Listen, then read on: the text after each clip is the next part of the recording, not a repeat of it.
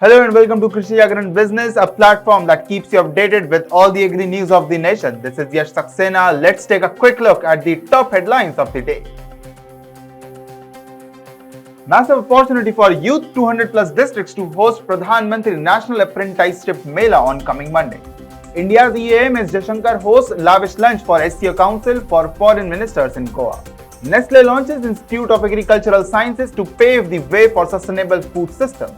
Mother Dairy announces price drop on Dhara cooking oils up to 20 rupees off per litre. India's exports to Skyrocket targets record $900 billion in 2023 to 24 financial year. Sweet news for sugar industry, government rejects calls for export ban. NGT slaps Bihar government with heavy fine of 4,000 crore rupees. Food prices surge globally, FAO reveals first yearly increase. Wasteful habits cost Pakistan $4 billion in food annually. New report highlights consequences for food security and poverty. Now the news in detail. The Pradhan Mantri National Apprenticeship Mela, organized by the Ministry of Skill Development and Entrepreneurship, is set to make a positive impact on the lives of countless young people in over 200 districts across India. The event, which is scheduled for May 8th, aims to provide valuable apprenticeship training opportunities to local youth, helping them to acquire the skills and knowledge needed to succeed in today's job market. By inviting local businesses and organizations to participate, the event is expected to not only benefit the participants but also contribute to the growth and development of their community. The Pradhan Mantri National Apprenticeship Mela is open to applicants who have completed class 5th to class 12th and have a skill training certificate, ITI certificate, diploma or graduate degree.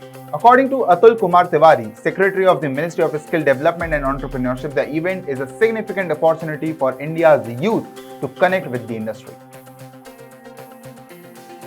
External Affairs Minister S. Jaishankar starts the SCO Council of Ministers meeting in Goa. The Shanghai Cooperation Organization Council of Foreign Ministers meeting primarily focused on critical issues such as counter-terrorism, regional security and the current situation of women and girls in Afghanistan under Taliban rule.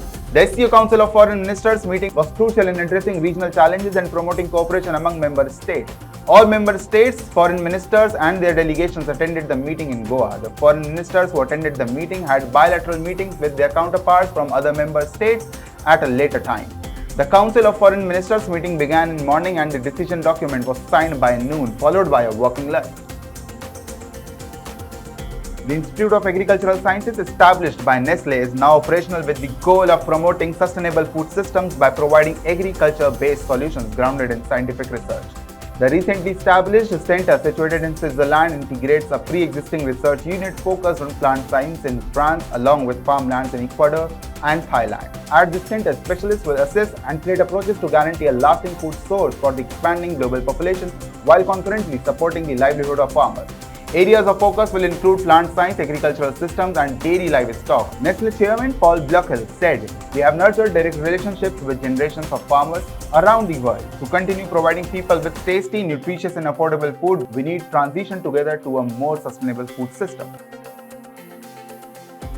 In a move that will bring relief to budget-conscious consumers, Dhara has announced a reduction in the MRP of its 1 litre polypack refined soybean oil and refined rice bran oil.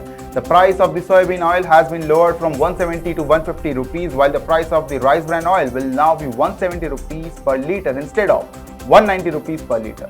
Mother Dairy has responded to decline in global prices by reducing the MRP of its Dhara brand edible oil by 15 to 20 rupees per litre. This move has had an immediate impact and is likely to provide some relief to consumers who have been struggling with rising food costs. India's exports of goods and services are predicted to grow from $770 billion to $900 billion in the current fiscal year, according to an official in an Exporters Association.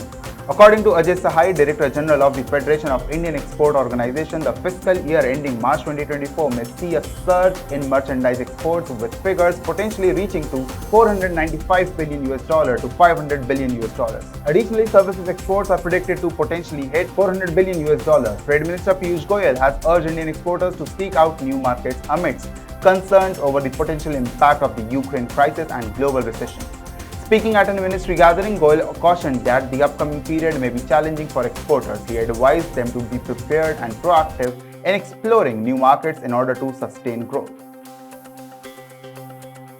Sources have revealed that despite a decrease in domestic sugar production, the Indian government will not need to impose a ban on sugar exports. This is because the export quota of 61 lakh tons has almost been reached, leaving no room for additional exports. Therefore, there is no need for the government to intervene in the situation. The export quota of 61 lakh tons sugar has been almost completely used up, leaving no possibility for further exports as per sources.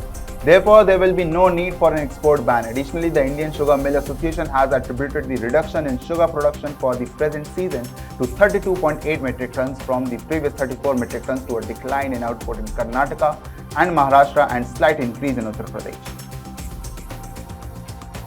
The National Green Tribunal, a specialized court in India dealing with environmental disputes, has imposed a fine of 4,000 crore rupees on the state of Bihar. The fine was imposed due to Bihar's inability to handle solid and liquid waste using scientific methods, which has resulted in severe environmental degradation and health hazards. The bench, presided over by Justice A.K. Goyal, has instructed that the funds be deposited into a segregated account within 2 months to be used solely for waste management in the state as directed by the Chief Secretary. The increase in the World Price Index of the United Nations Food and Agriculture Organization may have a significant impact on the cost of food for people around the globe. This increase could mean that families who are already struggling to make ends meet will have to pay more for their groceries. On the other hand, farmers and agricultural businesses may benefit from the increase in prices as they could potentially earn more from their produce. The Food and Agriculture Organization's price index, which tracks the global trade of commonly traded food commodities, rose from 126.5 in March to 127.2 points. A recent article has drawn attention to the issue of food waste in Pakistan, revealing that the country loses an estimated $4 billion worth food annually. The article provides valuable insights into the scale of the problem and its potential impact on the economy and food security in the country. A study by Pakistan's Ministry of National Food Security and Research has found that staggering 26% of the country's total food production, amounting to 19.6 million tons annually, goes to waste. The scale of this wastage highlights the urgent need for action to address food loss and improve the efficiency of the food supply chain in the country. So, this was all about the news. For more updates on Agri News, stay tuned with Krishi Jagran Business. This is Yash Saxena signing off.